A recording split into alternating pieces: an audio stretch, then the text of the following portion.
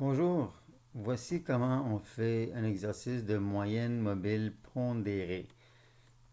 Donc, c'est la même philosophie que la moyenne mobile. Donc, c'est les dernières années qui sont les plus importantes et ceux qui ont eu lieu comme en 2004, 2005, 2006, ces années-là ne sont pas très pertinentes, fait qu'ils ne seront pas incluses dans le calcul. Donc, non seulement les dernières années sont plus importantes que les autres, mais aussi nous avons mis un poids ou une pondération. Donc, ici, on a l'année dernière. La dernière année a une valeur de 5, donc très importante. L'année d'avant, ça veut dire pas l'année précédente, mais l'année d'avant, c'est une pondération de 3. Et il y a 3 ans, a une valeur de 1. Donc, plus on recule dans le temps, moins c'est important. Donc, voici la formule. Donc, on prend l'année dernière, les ventes de l'année dernière, fois sa pondération ou son poids. Donc, 5 dans ce cas ici.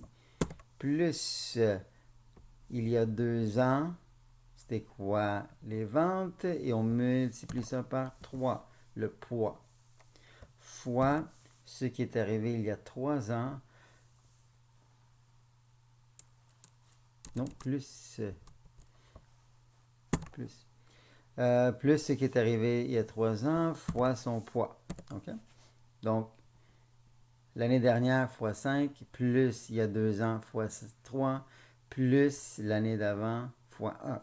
C'est comme une moyenne, mais une moyenne pondérée. Donc, normalement, la moyenne, on diviserait par 3 parce que c'est 3 ans, mais ça, c'est une moyenne pondérée. Donc, on va diviser par la somme des pondérations. Donc, 5 plus 3 plus 1. Et voilà, n'oubliez pas vos parenthèses quand on fait le calcul. Et voici la prévision pour l'année 2020.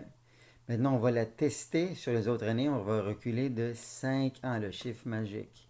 1, 2, 3, 4 et 5. On appelle ça la prévision. On essaie de voir si la technique aurait fonctionné dans le passé.